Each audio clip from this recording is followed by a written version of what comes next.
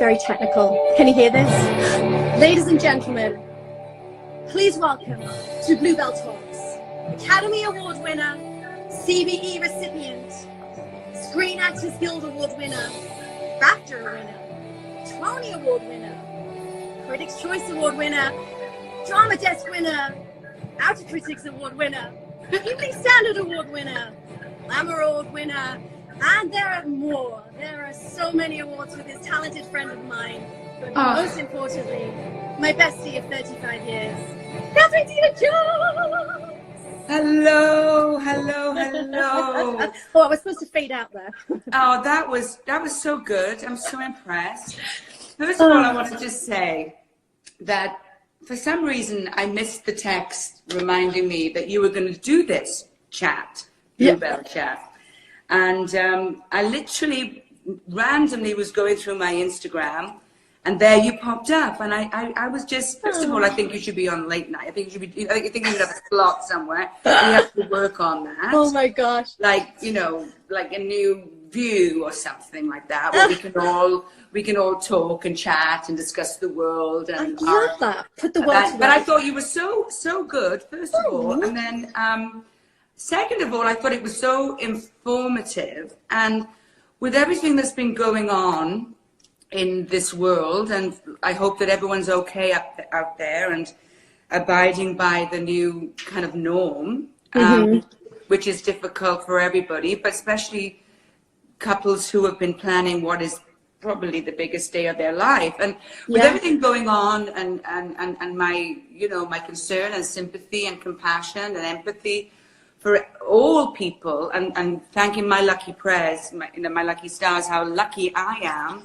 I got my health, my family's got our health, and I didn't think about something like your world, which is, for those who are just joining and have never met Charlie before, is an amazing event planner who did a 360 career change, and with her perseverance, and commitment, you really made a career out of it, and do a phenomenal job. That's actually, so Charlie did my father-in-law's 100th birthday party. I did. And she wooed my father-in-law, Kirk Douglas, and most importantly, his wife Anne, who any pretty girl who walked through the door was like, I don't trust you. But she fell in love with you, and she talks about you often. Oh, and my condolences. One second. Do I have a surprise visitor? You've got a surprise guest appearance. I love this. Rom, do you want to come over and just say hi, honey? Who's this? You know, I told you I'm going live at 5 or 4. Live at 4. With Charlie Hellsbell. Live from the living room. Live from the living room. Come say hi. Come and say hi to all our people. Who's this? Who do you think is coming in right now? Not Harrison Ford. Not Harrison. It's not. Could it be? Hello, oh my Charlie. goodness. How are you? Hi, I'm very well, thank you. How are you? I'm good, thank you. If the dog doesn't attack me. I love that you jealous. got her that So time. jealous when I get close.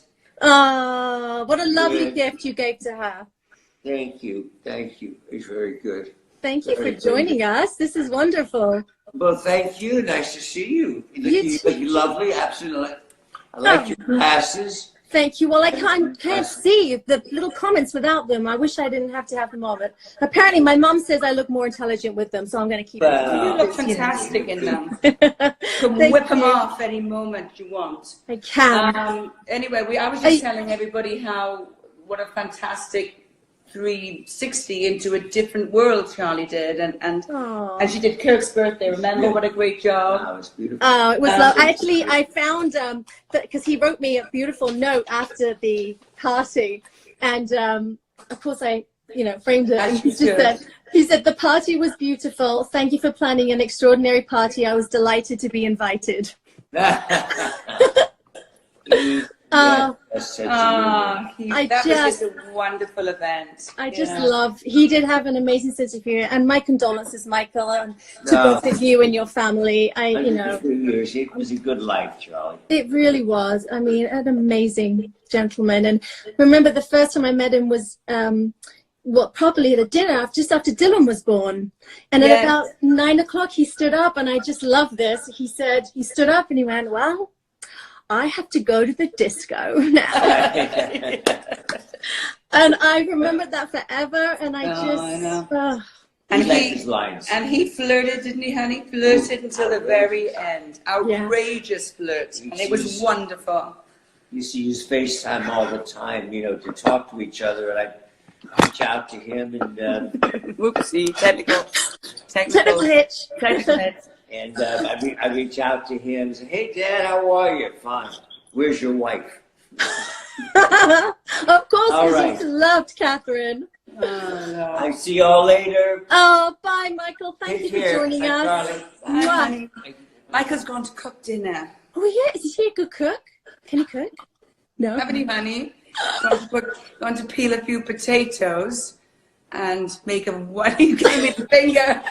He did? Oh, my goodness. He totally gave me the finger and walked away. What is he making tonight? No, he's not. He's not? Oh. No, we're all winging it here. Anyway, to finish what I was saying, my love letter to you. Oh, bless is that, anyway, it's just lovely that you're doing this, because, like I was saying, I didn't think of, you know, like you say on your website, you know, creating dreams, making dreams come true, and they're really important, you know. And when you look at the Richter scales of importance, people go, oh, well, that's not important. But if it's your day, if it's your, you know, your moment, and it's nearly all done, economically paid for, the artistic side, your vendor side, it's real. And I thought, well, yes, you know, it was very informative what you did on your first show. So anyway, it was really. Oh, thank you. My whole reason of doing this was I knew that I was going to be disconnected from so many people because we're in quarantine, and I wanted to find a way to keep the wedding industry together so we could talk and I could highlight amazing vendors and use this time to showcase everybody else. And then it grew into, well, we can help everybody at this time and talk about what's going on in the world. And then when I saw you come on, and I thought, how amazing would it be if you spoke to people about how you're fitting with your family, because then it would kind of normalize it for us. Do you see what I mean?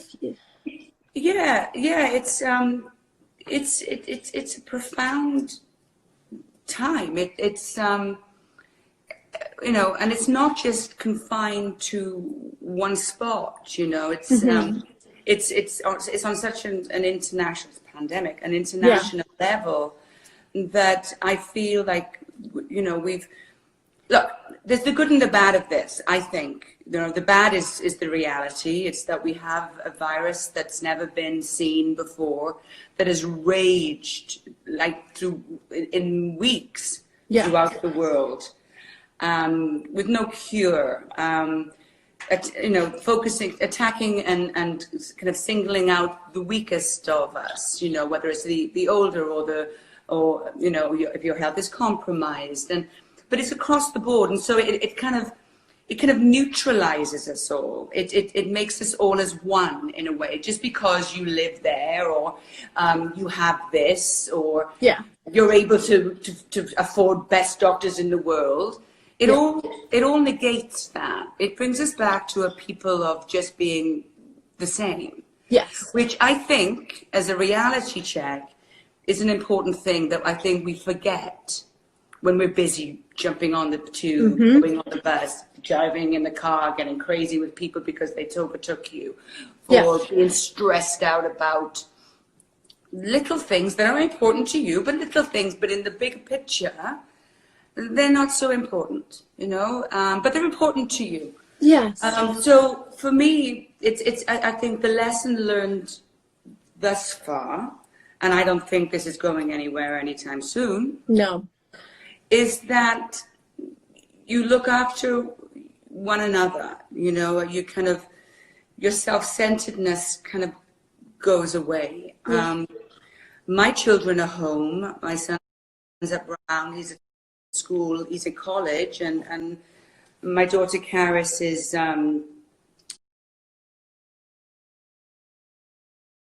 you've got to go down because I'm talking now. My daughter Karis is over in Europe, Yes, but she's here. Yeah. She's doing her international baccalaureate over in Europe. And so Michael and I were empty nesters way before we ever thought we would be going to be. And that was a little daunting. It was like, okay, hi, nice to meet you. Remember me? Because we spend so much time with our kids. Yep. Excuse me, and talking about our kids and the logistics about our kids. And all of a sudden it was just Michael and I. And then this all happened. They were kind of be coming home for spring break anyway, which I was really looking forward to. And now they're home indefinitely until we're at the mercy of you know, whatever the school says. Yeah. So, you know, it's been really nice for me to have them here at this time, you know, to have them close. Yeah. There's nothing, if Karis was stuck in Switzerland or if Dylan was sequestered in Rhode Island, it would be a completely different story. But to be home with them, staying away from other people, we've been vigilant about not going out. Good. I'm glad you're listening to that. And it's important to listen to what we can listen to. I think there's so much disinformation out there, but I think the one thing that we all know is that we have to stay away from everybody. Yes. We have not just people who are looking sick, but people who are carrying it, and to try and just lower or suppress this curve that's going up. So I have to say, this last 10 days has been wonderful. You know, we're respecting each other's space.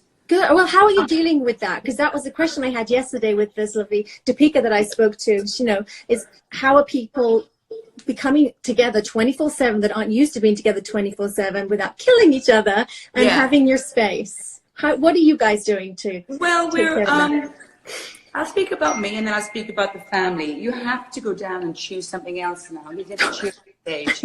And unfortunately, this chair is low enough for him to like get me by the neck. So wait, are you dressed up top and jammies underneath, or are you dressed? No, I got jeans on. You got jammies on? Yes. Jeans on. But I was in my workout clothes all morning. Oh, good girl. You got to stop biting. Only kisses. Come on. Well, for me, I've been one of my biggest things that terrifies me, and I do it every now and again. Yeah. And it's one of my traits that I dislike, and I work on it all the time, is procrastinating.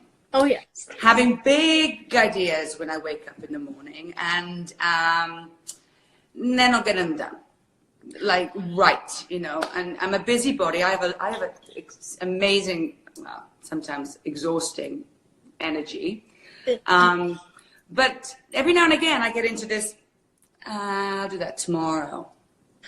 You see, I see, you're a go-getter. I've been in your house. And I stop. When you've gone, right, I'm going to do something today, and you've cleaned an entire closet of all your clothes, and everything is beautifully neat, and then you're in the kitchen doing the drawers in the kitchen. I've seen you in that mode. Yeah. And then I come to a mental block, and it's, well, I don't want to do that.